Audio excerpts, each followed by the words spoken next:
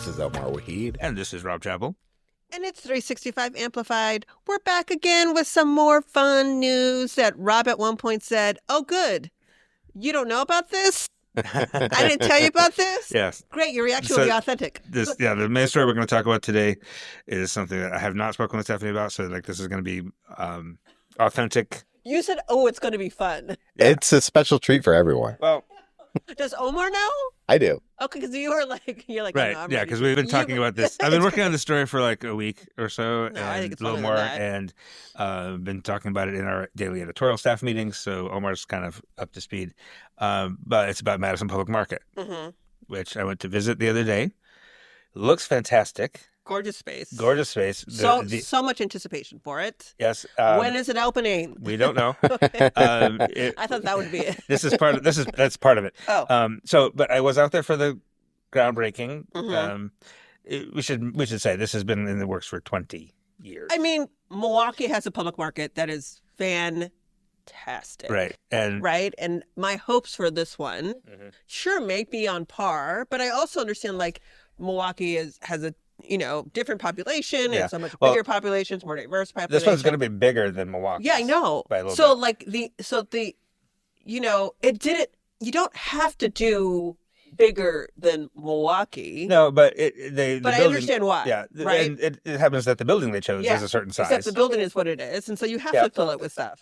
So this has been in the works for a long, long time. Paul Sagan was a big champion of this, and lots of folks were. Yeah, right? Lots of folks want to see this. They've been trying to put it in this location since like 2012, as they chose the Fleet building on First Street.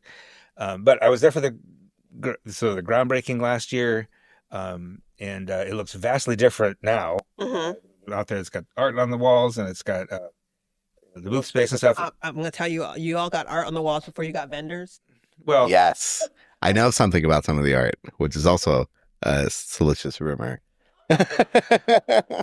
Which we will not say out loud.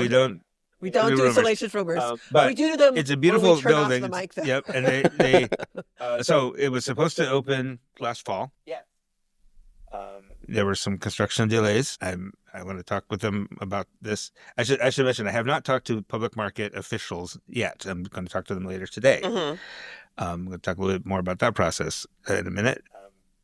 So I will come back and insert more talking about their response. But they were supposed to open last fall. There were lots of construction problems. And delays and cost of construction. After several years of delays. They were supposed to open in 2020. Yeah. They were supposed to open during the pandemic. They were supposed to open any day now since I moved here. Yeah. So the pandemic happened. There were delays. There was cost overruns. They had to, because it's a city project, you have to go through budget processes every time they add a few dollars to the price tag, right? So that's part of the delay. They're supposed to open last fall, then they were supposed to open in March. Last we heard they were supposed to open in May. Maybe, yeah. And now we're hearing July. Are we, though?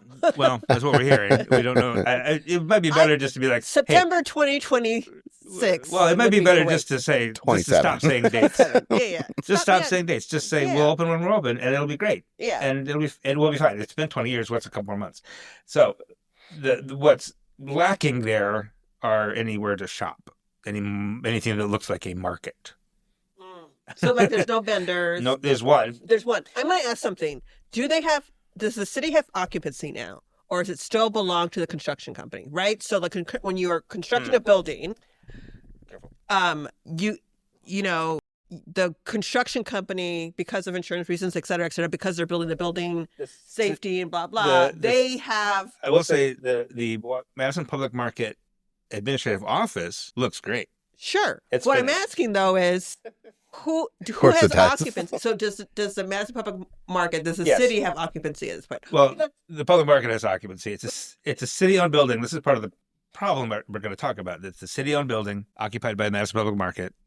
There's one vendor who is kind of started to put some stuff in. It can't be open, like there's insulation in the walls, and so as you can see, there's no sinks or anything, but Melly Mills has bought a fridge and stuff, and it's in boxes still, but she's like there ready to go, almost, or ready to start something. there was no evidence of anybody else there.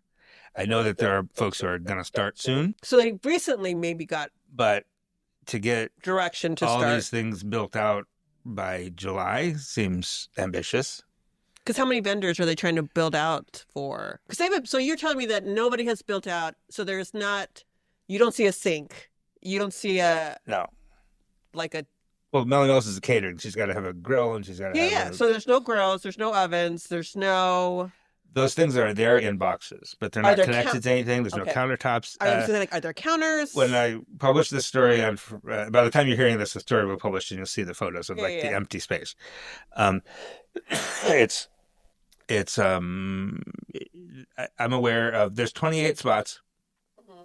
I think 10 of them are food spots, and the others are like shop spots. Like jewelry, personal care, clothing. That kind of stuff. So you see equipment in boxes, but in not one spot. In one spot. And I'm sorry. I thought there was equipment in different spaces. Yeah, I thought it was everywhere also. Appliances there. But they're going to start to build out soon. That's the only one. So that's the restaurant spots. So the other spots, the shop spots, do they have counters and racks and boxes, or just things in boxes, just sitting there waiting to be what? Yeah. No, there's nothing there. There's nothing there, which is again fine. Like things take time. Well, so here's the thing. Fine if this was a September opening. Not fine if we're talking May, June, July. But maybe they can do it. Maybe it will be remarkable if it's open in July, I think. Yeah. But maybe there's some more places. Yeah. Maybe it's mid-April. Yeah. We've got chutzpah. Sure. We could get out. There are some, as far as I can tell, I think there's like 5 or 6 food places committed. Sure. Because they lost a couple along the way. They lost many along the way because it's taken so long. Rightfully so. So back in 2018, the city funded the Market Ready program, which basically took 30 local businesses to get them ready to join the public market. Which is smart, right? That program was a smart program. It would have been a smart program if the public market was ready to open. The public market was not ready even a little bit at that time. Of those 30, 2 have been announced as. Oh. Now, which is, I looked into it a little bit, and part of the Market Ready program was money. Sure. Was we're going to give you money to help you start up. They did not give people money in 2018. So it's not like they spent a bunch of money that is not being used. Like they spent a bunch of money getting people ready. Sure, doing some education and some marketing help and stuff like that. But they didn't like write checks for $30,000, whatever. Now, here's the big problem right now that seems like a problem to me. Doesn't seem like a problem to everybody. I spoke with Alfonso Morales, who's a professor of urban development at the University of Wisconsin, who's an expert in public markets. He did his dissertation on Maxwell Street. Oh, that's awesome. I know that was a thing. Yeah. Neither did I. And he was very excited because he's like, I did my dissertation on Maxwell Street days and nobody asked me about Maxwell Street days. So he was just happy for that. I called him. Dude, how do you not get him on the pod? He had like 20 minutes between things. Oh. So maybe as we get closer. No. I would still like him because I have questions. Yeah. I think we'll definitely try to get him on next time. Absolutely. But what I learned from him is that there's sort of a spectrum of when you talk about public markets, which is still a relatively new thing, there's kind of a spectrum of some that are purely commercial, that's more like a mall, right, where it's privately owned and it's, there's a gap in there or something. And there are, on the other end, there are those that are mission-driven, where the whole purpose is a nonprofit purpose or a government purpose to spur entrepreneurship, especially among marginalized communities. That's what Madison's has always been. Is at that end of the spectrum, that mission-driven. It even says in their description, the first sentence on their website is the mission-driven. Typically, especially on the mission-driven end, if you go into a public market, if you get a vendor spot at a public market, you pay rent, but you don't necessarily invest a lot in building out the space. Yeah. The market pays for that because it's trying to support you. Yes, right. If you're a person trying to open a bookstore downtown, you're going to have to pay a lot of money to build out your space and your shelving and everything. But the other thing too, though, is then that it allows the public market then to kind of fit anybody into the space too, because what they often do, if it's mission driven and they're the ones building out the space, is that they make it about their brand and not necessarily the business that's going in there. They'll give it space, space to like put their brand somewhere, or like a marquee of something up there, but then it's easy to plot people in and out too, right? Because the other thing is that when people move out and they have to pay for a new revamp of everything, that's incredibly expensive, and it takes a really long time to do that. Right. But also, part of the mission is explicitly for people to move out. Yeah, so they can do it real big. Yeah, because that's the whole point. Is for you all to be able to start your business here, grow something, so that you are able to then grow into your own space somewhere else. Right. So what's typical, and what Dr. Miles told me was typical, is that the market will pay for the build out and then sort of incorporate that into your rent. Sure. It's not what's happening here. Oh, you messy people. What's happening here is two things that seem contradictory. One, the businesses are required to pay for their own build out. Up front. Yes. Which is going to delay anybody coming in at the same time. Which is part of why is part of why we're delayed. Yeah, because the cost of things have gone up. So what they may have. So look. Here's the other problem with this, right? This gets worse, but go ahead. But look you're already excited for me. I am. Look, it's not.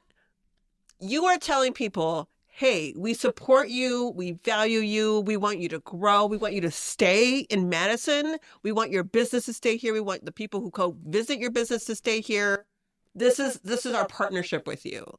But to then tell them, we support you, but you owe me money first before you get any of my support.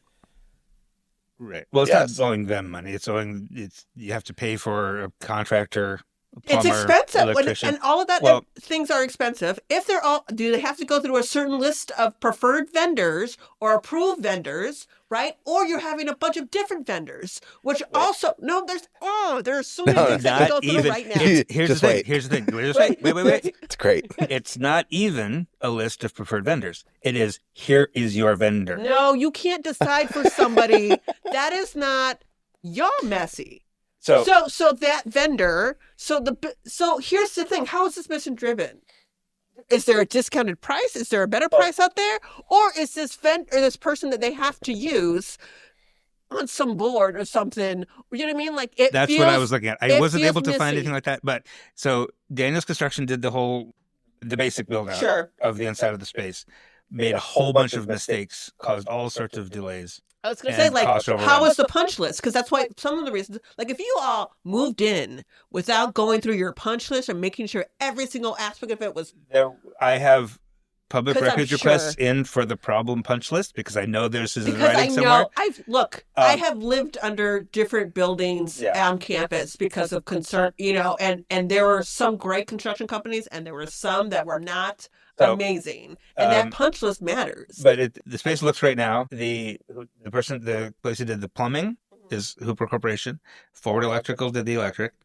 This is what I'm told at this moment, without having spoken to the public market folks. What I'm told by vendors and by contractors who wanted to bid on these projects. Absolutely, because you should. Hey, y'all, is that should have been bidded. Whoever your general contractor is, you must use Forward Electrical, you must use Hooper Construction, and you must use OPN as an architect. Melly Mouse, for a space that's relatively small, probably 300 square feet, had to pay $12,000 for an architect. You are and had to use the OPN as the architect that was told to them by the public market. Now, I'm going to come back. We're going to take a pause and we're going to come back and I'm going to tell you what the public market PR people tell me.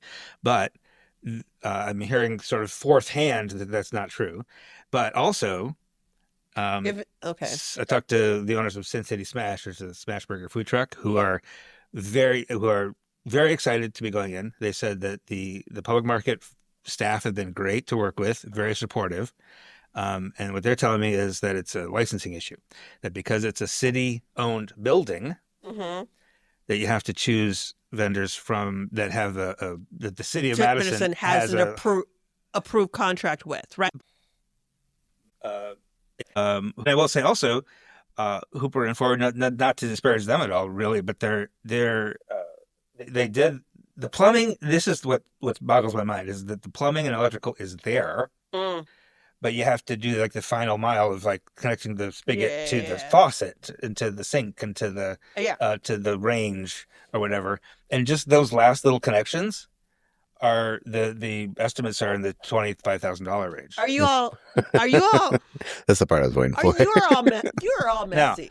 Now, one thing that is often the response to this is the city did set aside some grant money. Did they?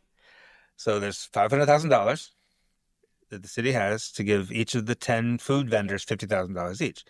Now, when you're build out, when you run it up to no. Wait a minute.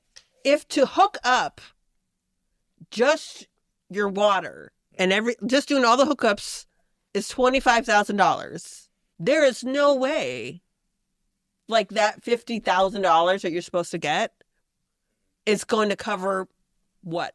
Maybe half. So you still upfront you still have to pay $40,000 to $50,000 of your own money, and that assumes if you get the grant. Well, the grant is there for vendors, particularly food vendors, specifically for them. So if you're in the space, you're going to get some of that grant money. There's some other state money. And it assumes you get it at $50,000. I know people are saying, like you're saying, they're going to get it. I'm like, but Melly Carmel Jackson from Melly Mills told me like the $50,000 is not going to be enough for them. No. Because the build out only includes like there's the architecture costs, like all the things that it costs to build that things out, the materials, the supplies, the actual contractors to do the work, blah blah. She still has to like fill the space with her equipment and her branding and the painting and the like look for it and like the staff. She's gonna like, how is she supposed to make that up, City of Madison, if you have this intention? Well, and so this is more of a barrier and a harm than it is an opportunity for her to grow the business. And what she told me is like, she's the only reason she's still there is that it's taken this long. Yeah, that she's got too much invested in it, not to walk away. But if they came to her today and said, "Do you want a spot in the market, but you're going to have to pay for the build out and you have to pay for the electrical?" So did she know that ahead of time? No. So they didn't tell you. Wait a minute. It's even worse. You're telling me they didn't tell them? Well, I don't. It's hard to tell what the or they didn't know the process at the time, right? Like they weren't aware. And if you should have, when you are making a public market like this to bring in vendors to support different businesses from who are Black, brown, Asian, women vendors and stuff like that. And get them excited about something, but don't tell them the actual full cost. That's a problem. Right. And I will say also... And that's a harm. And how does that live up to your mission? Well, that's the thing. And then how are you making it right? Like, you're all pretending like it's not a problem. And of course, this is something that we're supposed to do. That's not the purpose. And that's not what you're selling to people. And that's not what you're selling in your marketing to people. You're getting like $10 a square foot per year for rent, which is pretty standard for... Yeah. It's actually on the list for retail space, probably. Plus 5% of your profits. Plus 5%. 5% of your gross. And yet you are using Melly Mel's names in all your marketing materials. Yeah. That's a mess. I do have something in writing here. Again, I'm going to run this by the PR people, which I'm going to talk about them in a second. But they've saying, like I said, I heard like third or fourth hand, they don't actually require you to use the Hooper and Forward, the specific vendors. But I do have an estimate here from Huffman Keel, which is the construction consulting firm. That's kind of the project management consulting firm. I'm not sure their role exactly or who's paying them. But that it just sort of casually says like all bidders, all the general contractors are carrying the same MEP contractors, the mechanical, electrical, plumbing contractors. It doesn't say that they're required, but also that's a big coincidence if they're not required to use the same ones. Now, I will say also Sin City Smash guys, who again are very enthusiastic, they're happy to be there. They told me that basically like 5, in addition to Melly Mel's, there's like 5 others, food places that are ready to go in, and they all kind of pooled resources on a contractor. So they were able to save a little money there. But I'm not sure they should be in that position to have to do that. Why are they having to do that? Right. Like, why are they being like? Which great community building, community if and you look at supporting the- each other, but that's a mess. Yeah, that the public you market, had to do it. public market website, and you're asking about, one of the FAQs is, do I have to pay to build out my space? And they were like, yes, just like any other commercial relationship. But the point is, this isn't It's supposed to be a commercial relationship. That's the whole point. I want to support those businesses. I don't want to support like that entanglement that they're like in the position they're being put in because you all have changed your mission and haven't actually like let people know. The mission is not what you said it was going to be. Right. And just say that. Like if it's different now, be transparent. Don't pretend. Don't hide. Yeah, this is a nonprofit organization leasing a publicly owned building that says it's mission driven, but also says this is just a typical commercial relationship. That doesn't. It's not make there to sense support. to me. Yeah, no, no. But I will say that especially the Cincinnati Smash guys told me that the staff, which is basically just the CEO and assistant at this point, have been working really hard to keep the prices low, to find them grant money to help cover stuff like that. It seems to me that wouldn't be as necessary if it was just a different mission model. If you are authentic to your mission and your model, there wouldn't have to be like there would be support. Well, and if you think about it, like and access, and this isn't. And look, I get that they're trying to be as successful as they can, but name what you are, not and change the mission. And also if you think about it,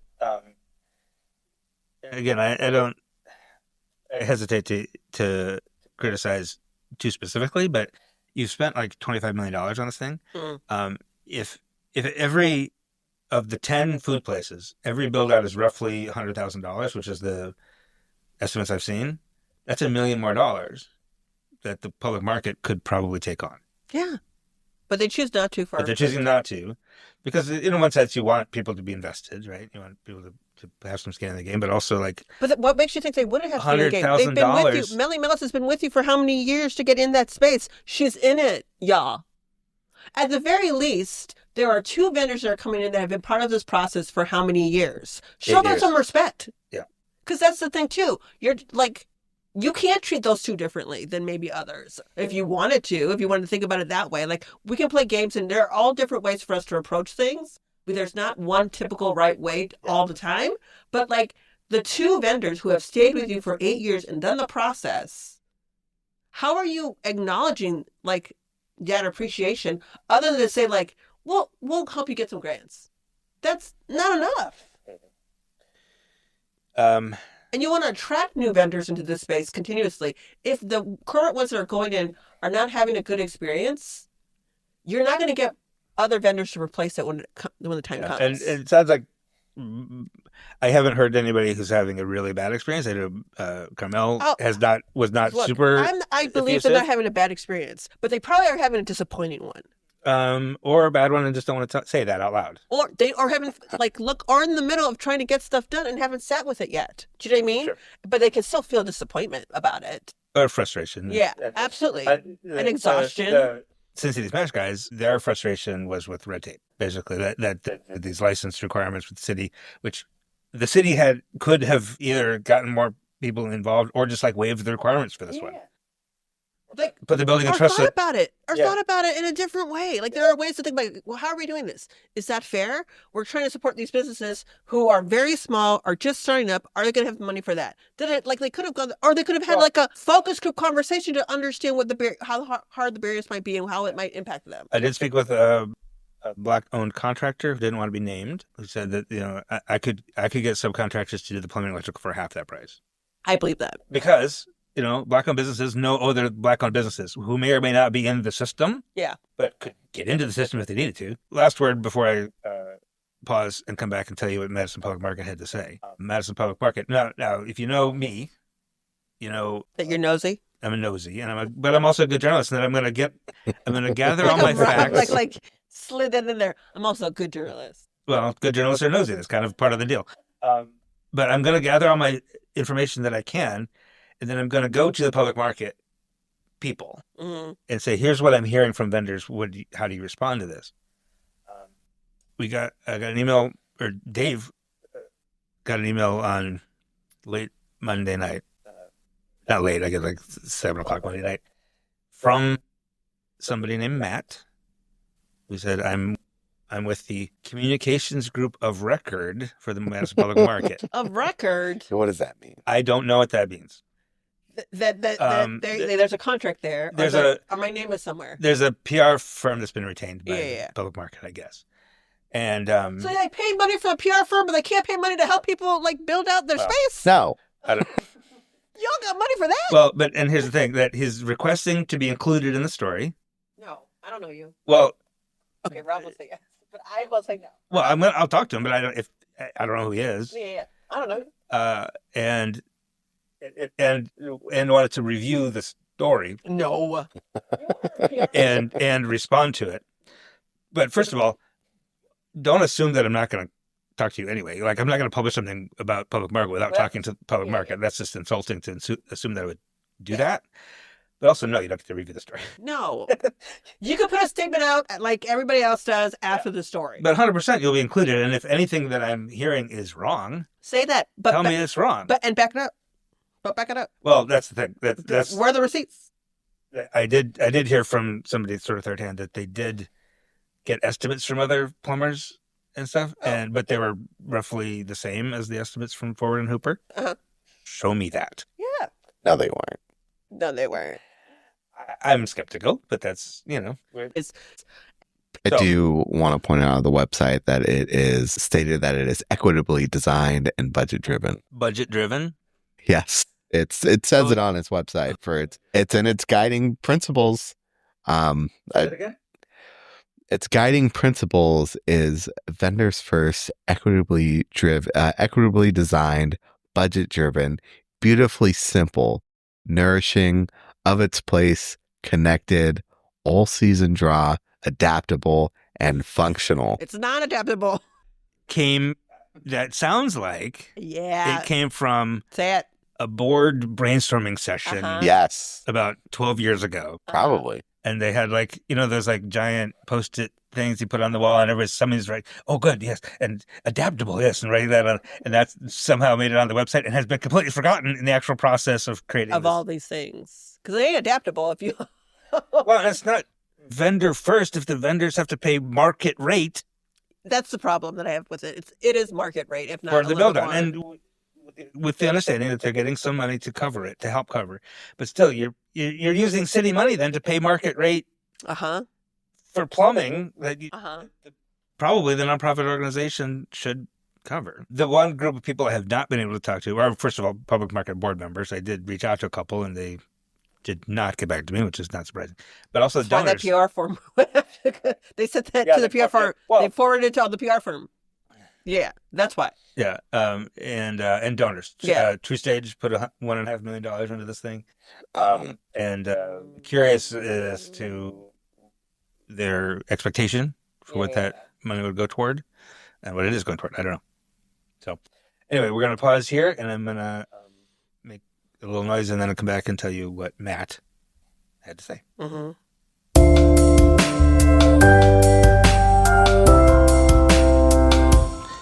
All right, we are time traveling now to Thursday evening.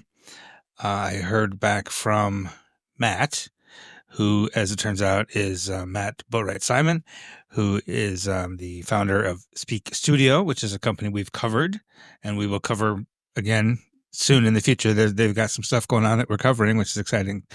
And Matt also does some media consulting work and is retained by the Public Market, less as a spokesperson and more as just a sort of a coordinator, right? To sort of coordinate between media and market staff, which he did very ably during the day on Thursday on pretty short notice.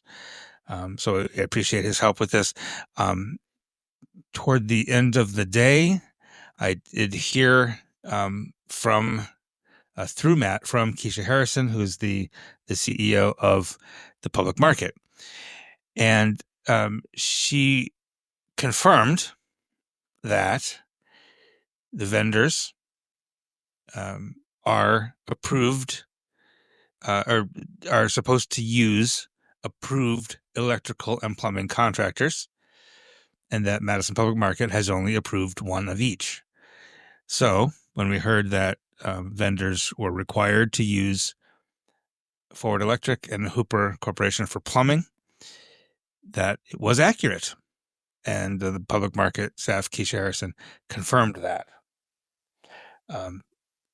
She wrote to me, these two companies have been designated as they did the build out of the shell, so are most familiar with the layout of the facility. So that it does make some sense. However, it is still, it raises a question for me that if you're requiring folks to pay for their own build out, is it fair that you require them to use your preferred, the only approved contractor that you're allowing them to use? I also learned that it is not a city red tape issue. As I mentioned, Sin City Smash told me it was a city red tape thing, that the city, because the city owns the building, the city is requiring them to use contractors from this pre-qualified list.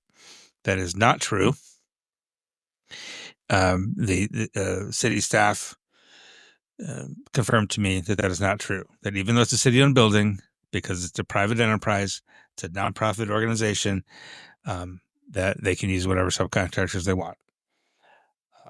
And even if they did require them to use contractors with this pre-qualification, it is not necessary to be pre-qualified. If you're not on the list, it just adds an extra verification step. That's neither here nor there, really.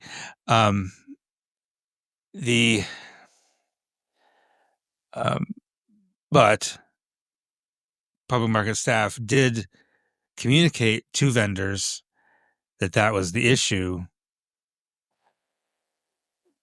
and later learned that it was incorrect.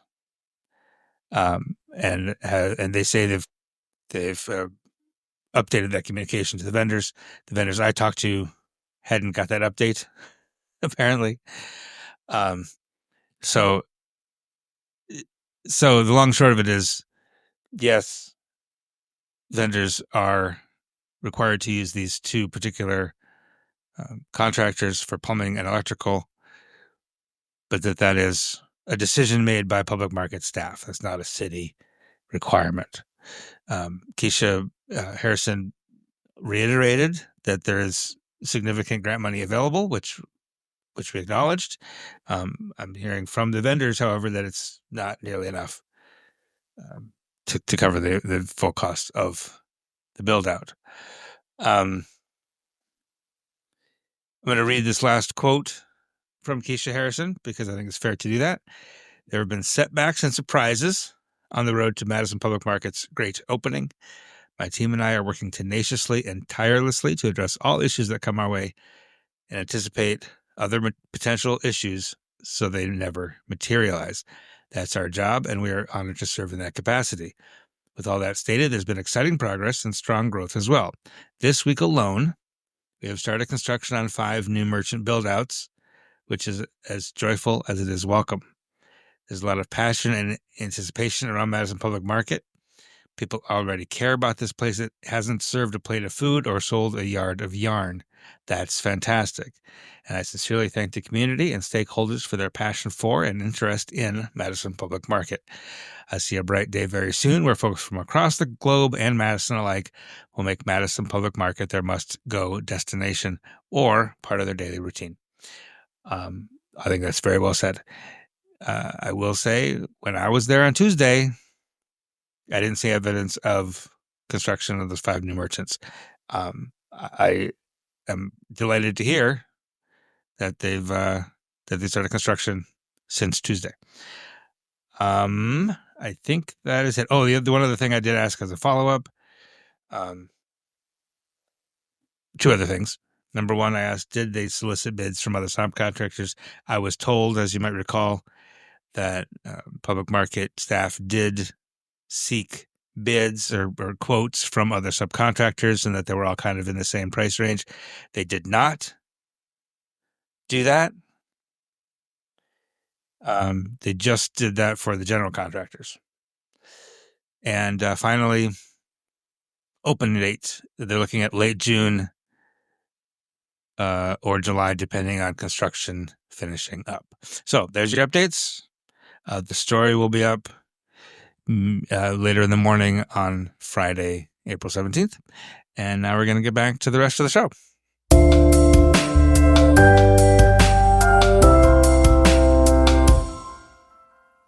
All right, and to finish up before we go to our interview, Omar, you had a couple pieces on Literacy Network this week. Yes. If you're mad about money from the last thing we just talked about, wait until you hear about this.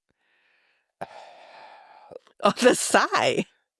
The Literacy Network is getting more funds cut from the federal government. This time for its refugee program funding. This has kind of more or less been on the table since last year, except for there were back and forth court decisions where it was overturned, it was reaffirmed, overturned. It's like 9 different tiers of this happening, and it is most recently affirmed again. So $200,000 is being cut from the Literacy Network to provide its refugee English language program, which services people for 5 years, people of all walks, people of all different experiences. It is very personally tailored to the student itself.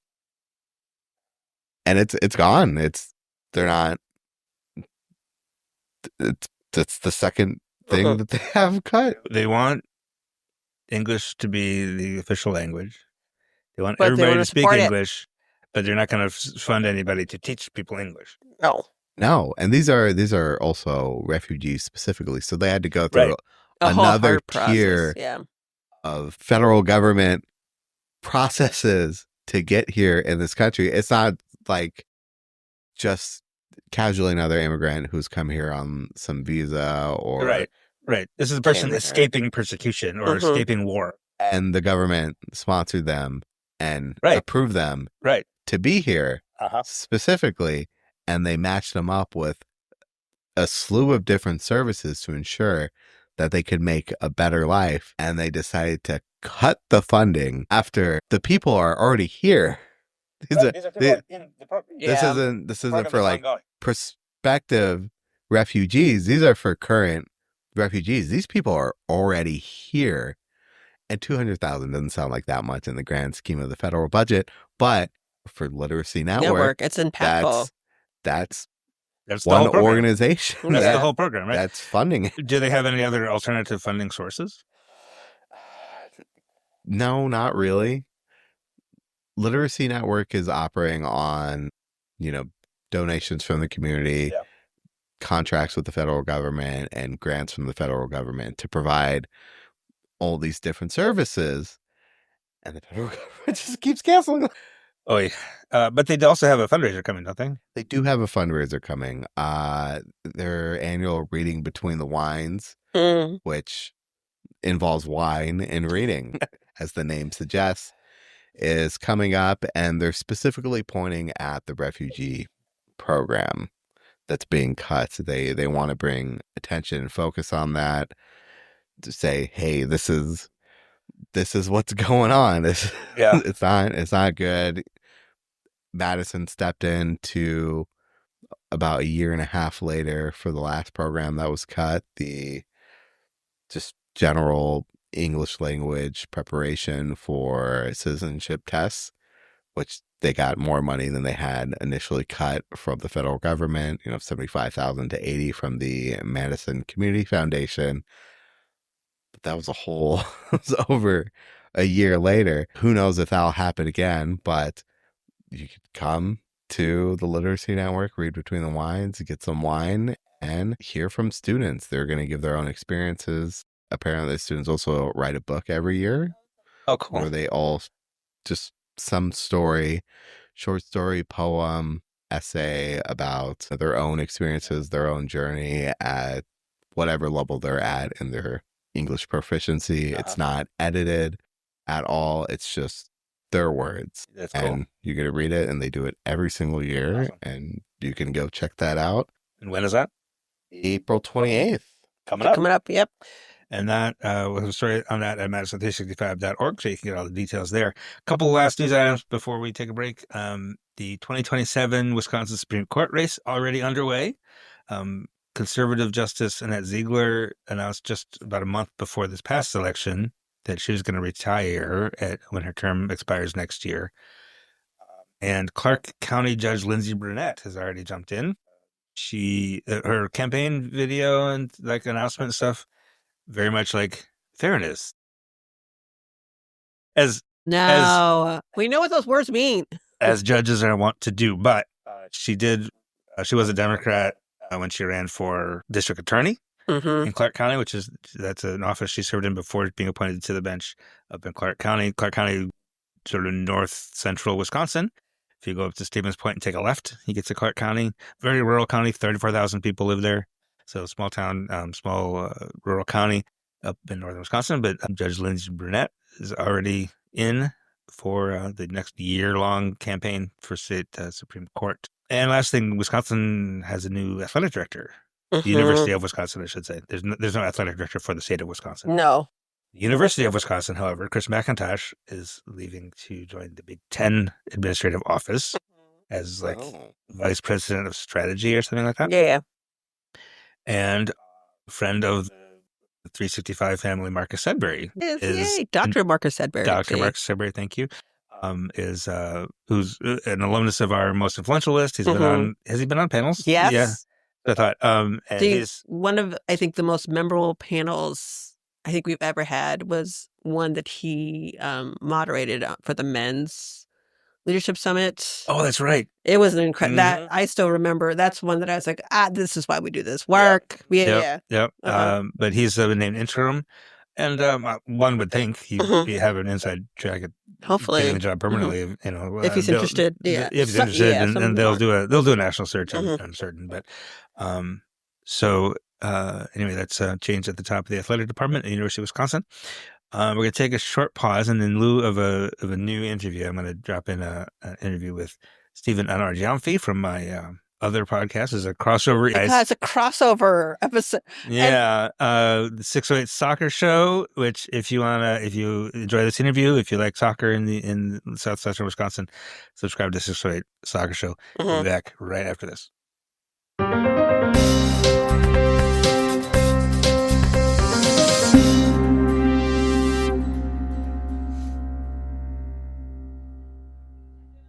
And joining us now here in the Forward Club, the leading scorer for Forward Madison in 2026, Stephen Annor Gyamfi. How are you doing there? I'm good. How are you? Good. Thank you so much for being here. Thanks for the time.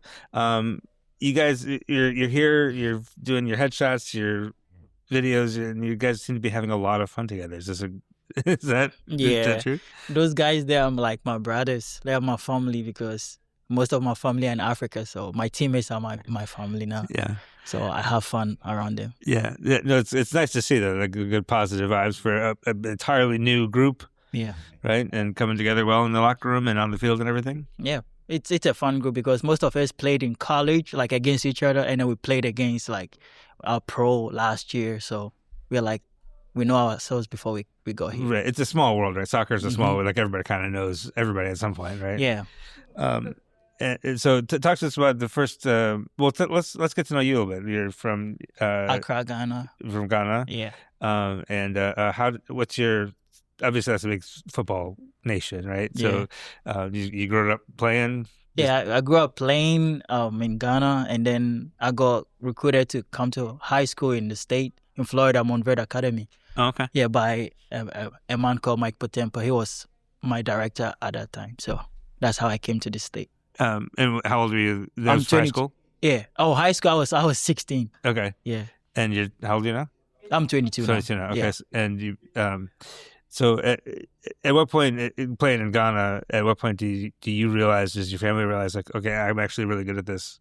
Oh, that was... I could do this for real? Yeah, I used to hide it from my mom because my brother had his knee. He had a knee surgery, so they were scared that I'm going to end up like him and not play and be like...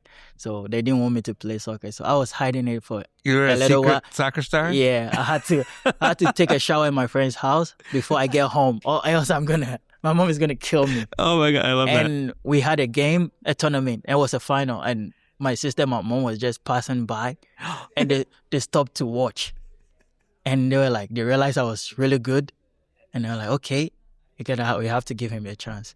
So this is a movie. Yeah, that's like how we have to make this movie.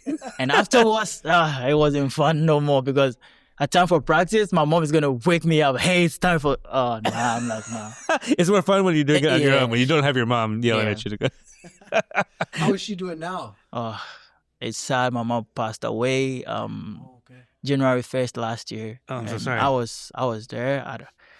It was hard because I saw her last breath, but it is what it is. Yeah. Oh my goodness. We go from it. Yeah, absolutely. Yeah. So talk to us about the journey then to the United States and growing up here, or kind of coming of age here, and the football here. How's it compared to football back home? It's different and it's kind of the same. I mean, it's football, yeah. Right, but in terms of being different, it's like the soccer here is more like advanced and matured.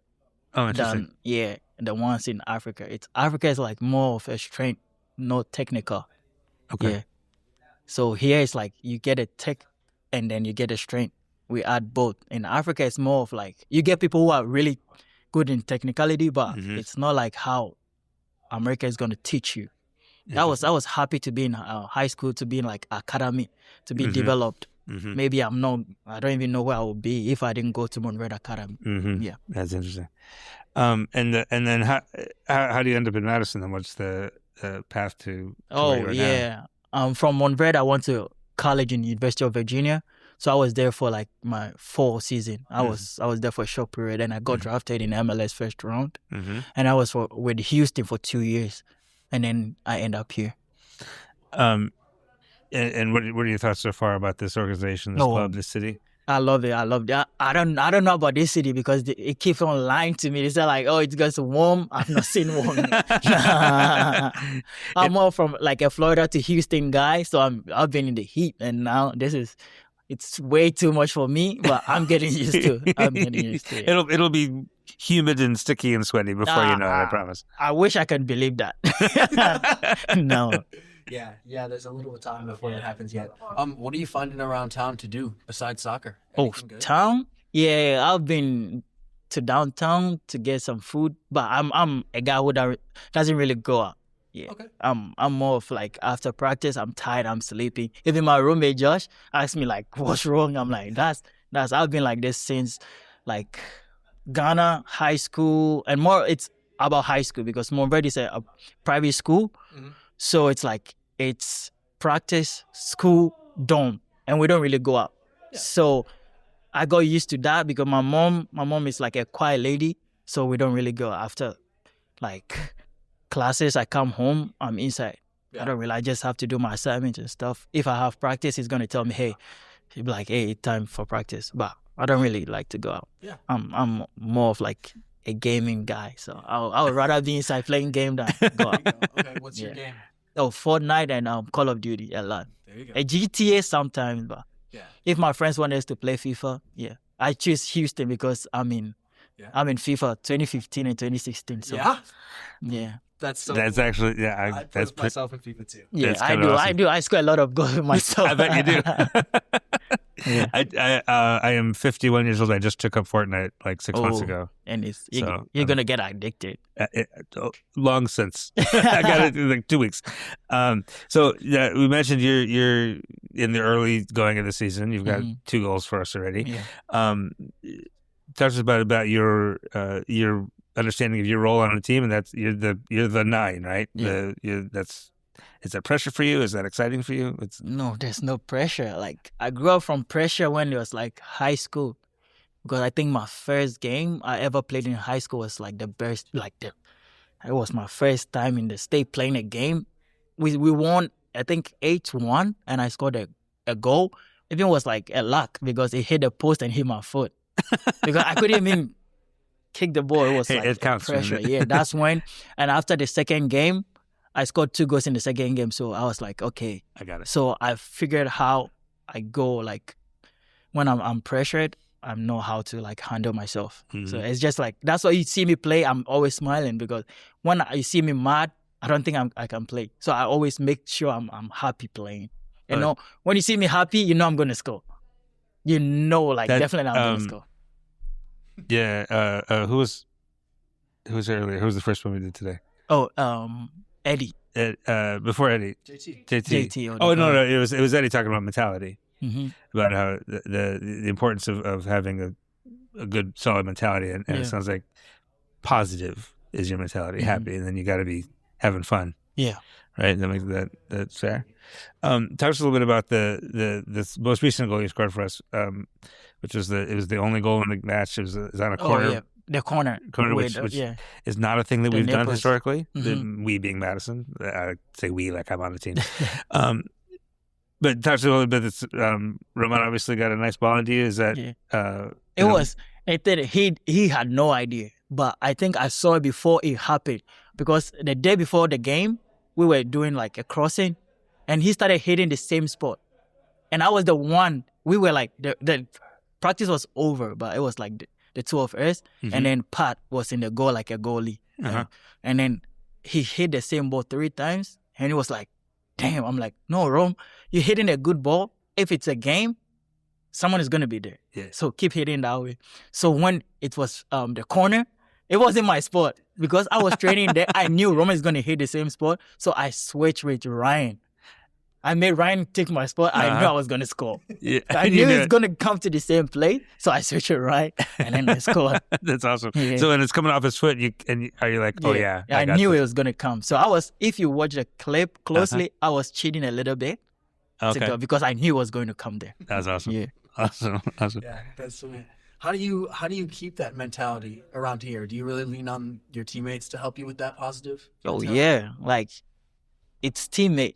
And they are my brothers. Brothers are gonna be on your neck every time to piss you off sometimes, but it's a good thing. You have to have that balance. Yeah, I don't get mad, and I'm never gonna get mad at my teammate, because if I get mad at him, I kick him in practice, I'm gonna need the same person on the field.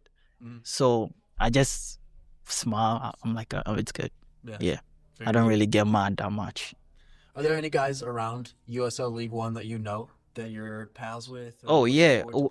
Even one played here, Luca Dorado. He was my senior in high school. Oh, yeah? Oh. Yeah, he was my senior in high school. And he went to UCF. So I'm really close with Luca Dorado. Yeah. And then, we know him. Yeah, the guy from Boise, the new USL one, the goalie, he's my friend. We came to the state the same day. We sat in the same plane. Yeah. Okay. So on the same plane. Wow. Yeah. That's so cool. What's his name? Joseph Andema. Yeah. Okay, Joseph Andema. All right. And do you feel like you could score on him even though he's I'm waiting for that game. I'm waiting for that game. Yeah.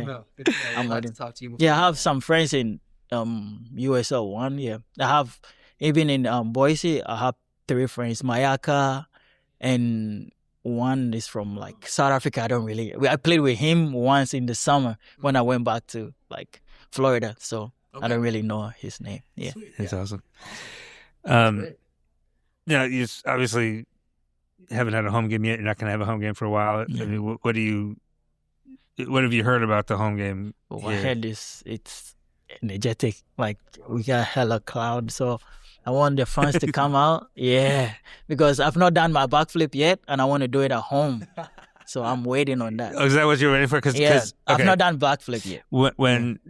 When you were announced, I looked at some video and I saw backflip, and that was the first thing I said. Right? I was like, we have a backflip guy again, because we had a backflip guy a couple of years ago. I said, I'm very excited, and then he scored and didn't do a backflip, and I was sad. But you're saving it for my first goal was for my sister. It was her birthday that day, so I had to. Really? So that celebration was for her. She told me to do it for her, so I did it. Oh, that's for awesome. her. Yeah. Okay, that's way better than the backflip. Yeah. It's just And then the second goal, I was about to do the backflip, but I had a celly with Roman, so he was stopping me, and it's like, okay, I'm like, okay. Well, I won't be mad if you save it for the home game. Yeah, so I'm gonna do it home game. I know now 2 road games I've scored, so I'm gonna keep it for home keep it games. going. Yeah. You keep it going. All right. Yeah. I love to hear that. Yeah. All right, that's fantastic. Stephen Annor Gyamfi, thank you much for the time.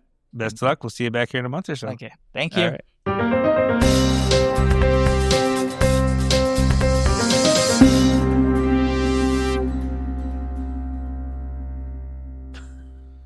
we're back, and we're going to move right into our question. And it's a really simple one, but I'm just curious. I think I know your answer. But I just want to know if I'm wrong. Would you rather always speak in rhymes or always sing your questions? Oh, speak in rhymes. I knew it.